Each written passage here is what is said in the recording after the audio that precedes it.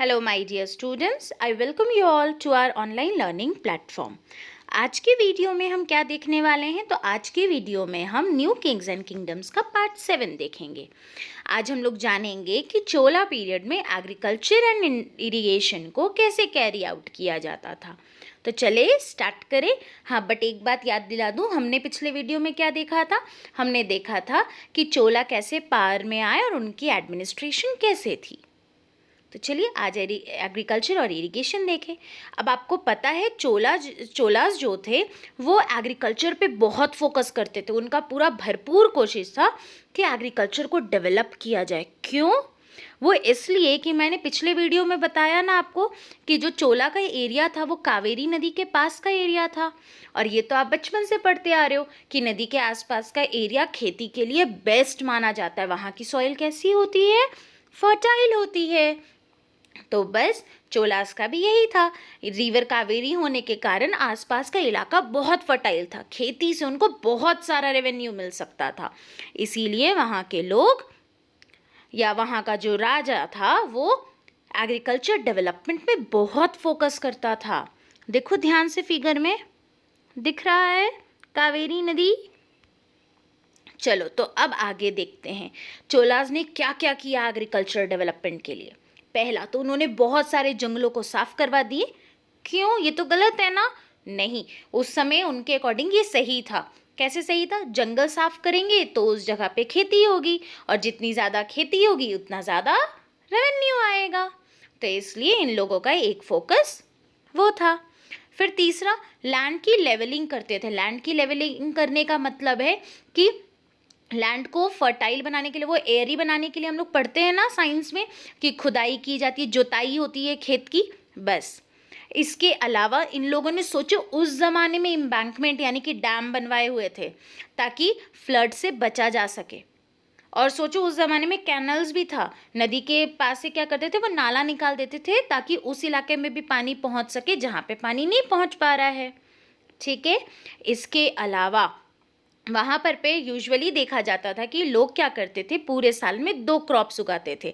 एक सीज़न में एक और दूसरे सीज़न में दूसरा क्रॉप। क्लियर है? तो ये कुछ स्टेप्स था जो उन्होंने डेवलपमेंट के लिए लिया। वैसे ये तो था स्टेप्स वो जो एग्रीकल्चर के डेवलपमेंट के लिए लिए। वैसे ही इरिगेशन को भी इम्प्रूव करने के लिए कुछ स्टेप्स लिए थे ये। जैसे इन लोगों ने आर्टिफिशियल अरेंजमेंट्स किया, बहुत सारे तरह के नए नए मेथड्स अडॉप्ट किए, जैसे कुएं खुदवाए, टैंक बनाए गए ताकि जो बारिश का पानी है उसको सेव किया जा सके, जिसको आज हम रेन वाटर हार्वेस्टिंग के नाम से जानते हैं। कैनल्स बनवाए ताकि खेतों तक पानी पहुंच सके, दूर दूर तक पानी जा सके। ओके। और आपको पता है इंटरेस्टिंग बात तो ये है कि वहाँ के राजा तो इंटरेस्ट लेते ही थे डेवलपमेंट में, इरिगेशन और एग्रीकल्चर का। साथ साथ में वहाँ के जो पब्लिक थी, वहाँ के जो रूरल पीपल थे, वो लोग भी बहुत इंटरेस्टेड थे इस चीज़ में। और हाँ, ये ऐसी ही हवा में नहीं हो जाता था। प्रॉपर पहले प्लान होता था, पहले सोचा जाता था कहाँ क्या रिक्वायरमेंट है, फिर प्लान बनता था। अच्छा, यहाँ पे मान लो कैनाल बनवाना है। अब कैनल बनवाना है तो कैनल के लिए मज़दूर चाहिए। फिर उसके बाद कैसे जाएगा कैनल, कहाँ से पास होगा, वो प्लानिंग। फिर वर्कर्स ऑर्गेनाइज करना, फंड ऑर्गेनाइज करना, उसके बाद काम करवाना एंड फाइनली उसको कंप्लीट करना। यानी सारे काम प्रॉपर प्लानिंग के साथ कैरी आउट होते थे। सोचो उस ज़माने के लोग भी कितने दिमाग वाले थे। अब ये तो हो गया कि वो एग्रीकल्चर और इरिगेशन पे फोकस करते थे। अब ज़रा हम लोग देखें कि चोला का एडमिनिस्ट्रेशन कैसा था, यानी वो राजपाट कैसे संभालते थे। हमने पिछले वीडियो में क्या देखा था? चोला राजा कैसे बने, उसी में हमने ब्रीफ देखा था पहले ही कि एडमिनिस्ट्रेशन के लिए राजा लोग क्या करते थे, तो अपने अंडर में लोगों को अपॉइंट किए रहते थे, सामंत को। वैसे ही अब हम लोग चोला स्पेशल देखेंगे। अगर हम चोला की बात करें तो यहाँ पे ना किसानों का सेटलमेंट हुआ करता था, ग्रुप हुआ करता था। और जो किसानों का जो गुट होता था ना, उसको उर कहते थे। क्या कहते थे? उर। और यही जब ढेर सारे उर मिलते थे ना, तो इनके उर के ग्रुप को नाड़ू कहा जाता था। क्या कहा जाता था? नाड़ू। अब ये जो नाड़ू होते थे ना, यही नाड़ू मतलब group of settlements of peasant. और ये नाड़ू का ही काम होता था एडमिनिस्ट्रेशन को देखना एक इलाके का। अब नाडु कहीं नाम सुना सुना है ना, यस, तमिलनाडु जो है ना वो यही ग्रुप ऑफ ऊर था और वहीं से इस स्टेट का भी नाम पड़ा तमिलनाडु। अब ये जो नाडु होता था इसका काम एडमिनिस्ट्रेशन देखना, टैक्स का कलेक्शन करना और साथ में न्याय करना। जैसे होता है ना सरपंच, क्या होता है, गांव होते हैं, गांव के अपने पंचायत होते हैं, फिर 2-4 गांव मिला करके एक बैठता है, पंच बनता है, लाइक दैट यहाँ पे भी था। जो किसानों का गुट हुआ करता था उसको उर कहते थे, कुछ गुट को मिला करके नाडु बन जाता था और वो नाडु पूरे उस एरिया को संभालता था।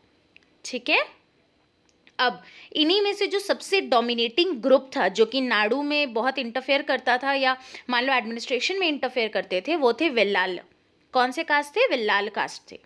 ठीक है, इसके अलावा कुछ अमीर ज़मींदारों को भी चोला किंग्स की तरफ से टाइटल दे दिए गए थे, जैसे मूवेंदवेलन किसको कहा जाता था, तो एक ऐसा राजा एक ऐसा किसान जो 3 राजाओं को सर्व कर रहा है, यानी कि 3 राजा के लिए वो टैक्स कलेक्शन का काम कर रहा है। वैसे ही अरैया, जो कुछ ग्रुप ऑफ नाडु होते थे ना, उस नाडु के जो हेड होते थे उनको अरैया कहा जाता था। ठीक है, यहाँ तक समझ गए। वैसे ही पता है ब्राह्मण की भी ग्रुप होती थी। अब इनके ग्रुप क्या थी भाई, तो ज़रा देखते हैं। पहले तो ये जानते हैं ब्राह्मण को लैंड ग्रांट मिलता था, ये हम लोग पढ़े हुए हैं। उसका नाम क्या था लैंड ग्रांट का? ब्रह्मदेय। क्या था नाम? ब्रह्मदेय। अब ये ब्राह्मण कहाँ आके सेटल हो गए? इनको तो बहुत सारी ज़मीन मिली कावेरी नदी के आसपास, तो ये सारे कावेरी नदी के आसपास ही आके सेटल हो गए। अब इनकी भी अपनी एक ग्रुप होती थी और इनके ग्रुप को कहा जाता था सभा। क्या कहा जाता था? सभा। तो ये सभा क्या करती थी, जितनी भी ज़मीनें ब्राह्मण को ग्रांट में मिली, यानी जो भी ब्रह्मदेय था, उन पे नज़र रखी रहती थी।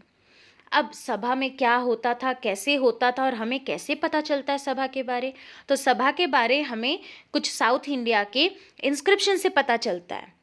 अब सभा के बारे क्या क्या जानकारी मिलती है ये हम लोग नेक्स्ट वीडियो में डील करेंगे। ठीक है, तब तक बेसिक इतना जान लेते हैं कि ब्राह्मण का जो असेंबली होता था उसे सभा कहा जाता था। ये क्या करते थे? तो ब्रह्मदेय की ओर नज़र रखते थे।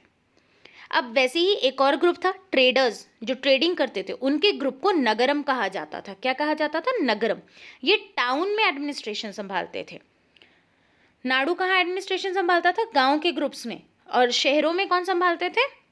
नगरम। और जो कावेरी नदी के आसपास में जो टेम्पल टाउन्स डेवलप हो रहे थे उनको कौन संभालता था? सभा। ठीक है, चलिए, तो ये था। अब मैंने अभी आपको बोला कि सभा के बारे में हम लोग डिटेल में नेक्स्ट वीडियो में डील करेंगे। होपफुली आज की वीडियो में जितना आपको समझाया है समझ में आ गया है। कोई डाउट रहता है तो आप कमेंट सेक्शन में पूछ सकते हैं। So I think that's all for today. ये कुछ असाइनमेंट क्वेश्चंस है, आप इसे सॉल्व करो अपने नोटबुक पे और मैं नेक्स्ट वीडियो में इंस्क्रिप्शंस एंड टेक्स्ट के साथ वापस लौटूंगी। So thanks for listening to me and अगर ऐसे ही एजुकेशनल वीडियोज़ चाहिए तो स्टे ट्यून्ड टू अस।